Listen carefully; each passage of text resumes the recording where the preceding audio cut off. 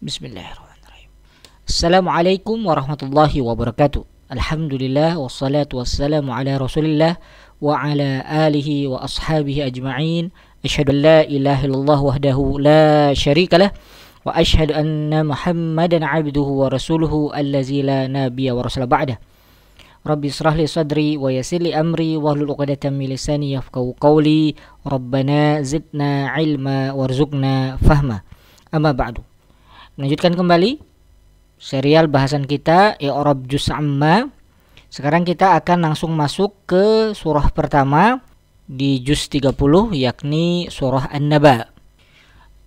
Penjelasan-penjelasan terkait teori nahwu insyaallah akan saya sampaikan sambil kita menelusuri ayat per ayat di Juz Amma. Jadi jika kita bertemu dengan istilah-istilah yang saya anggap baru dalam serial video ini, maka akan saya jelaskan hal-hal yang saya rasa dibutuhkan untuk bekal pembelajaran berikutnya. Baik, mari kita mulai dengan ayat pertama. A'udzubillahi minasyaitonirrajim. Bismillahirrahmanirrahim. Amma yatasaalun. Amma aslinya adalah gabungan antara an dan ma. An adalah harfu jar, sementara ma adalah ism istifham atau kata tanya. Kemudian yatasaalun adalah fi'il. Berarti dalam ayat pertama ini kita langsung mendapatkan 3 jenis kalimah yang ada dalam bahasa Arab. Yang pertama adalah ism, yang kedua adalah fi'il, yang ketiga adalah harf. Mari kita bahas lebih dahulu 2 di antaranya, yaitu ism dan fi'il. Ism secara etimologi sering dipadankan dengan kata benda. Makna secara bahasa dari ism adalah alamah atau tanda.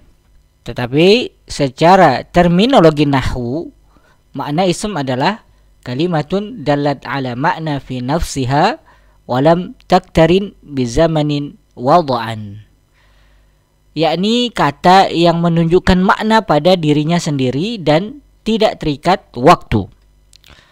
Apa makna kalimatun dalat ala makna fi nafsiha? Artinya adalah ketika saya sebutkan sebuah kata yang merupakan ism, meja misalnya, orang-orang sudah bisa membayangkan makna dari meja tanpa harus menunggu tambahan kata yang lain. Saya sebut qalamun, pena misalnya, orang sudah bisa membayangkan bentuk pena. Jadi ketika saya katakan sebuah kata dalam bentuk ism, orang-orang sudah bisa membayangkan maknanya secara langsung. Itulah yang dimaksud dengan dalat ala makna fi nafsiha. Kemudian yang penting juga terkait definisi ism adalah dia walam taktarin bizamanin wada'an. Dia tidak terikat waktu tertentu. Inilah yang membedakan ism dengan fi'il.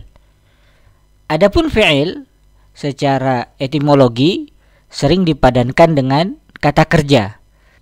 Karena fi'il secara bahasa berarti pekerjaan.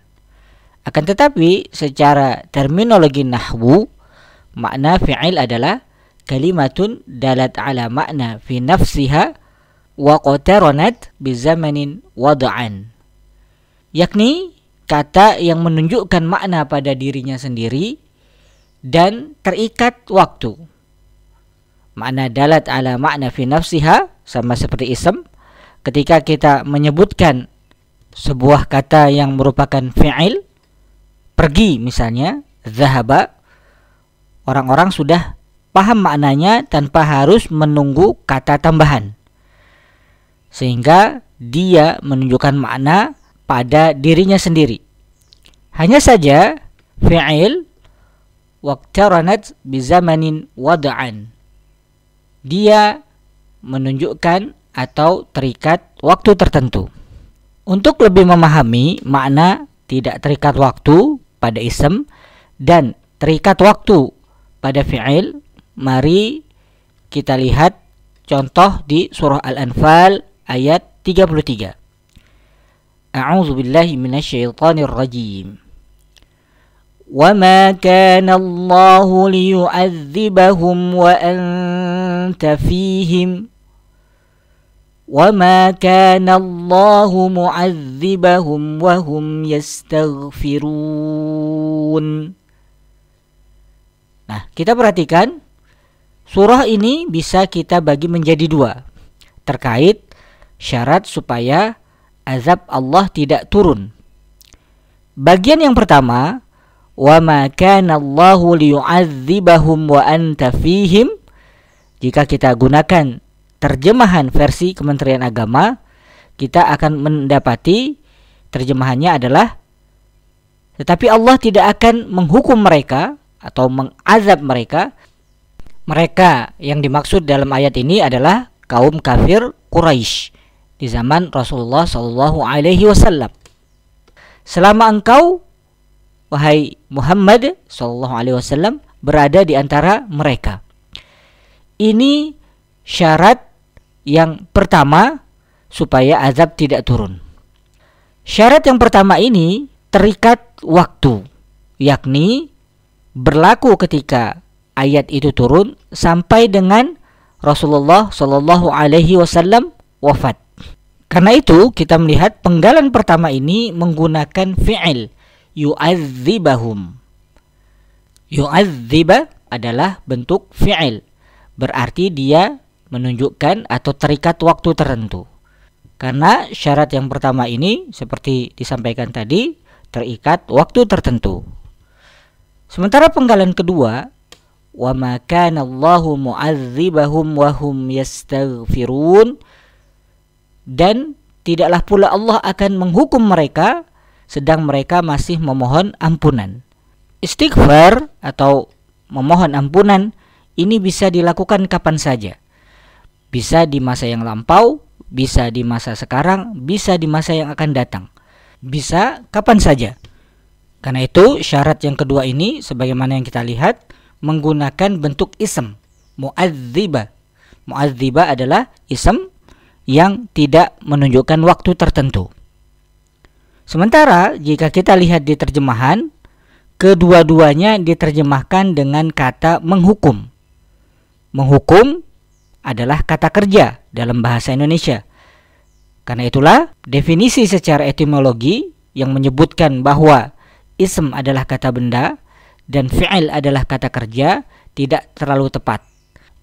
Yang lebih tepat untuk digunakan adalah definisi terminologi menurut ilmu nahwu, bahwa ism adalah kata yang menunjukkan makna pada dirinya sendiri dan tidak terikat waktu tertentu atau tidak menunjukkan waktu tertentu, sementara fi'il adalah kata yang menunjukkan makna pada dirinya sendiri dan terikat atau menunjukkan waktu tertentu.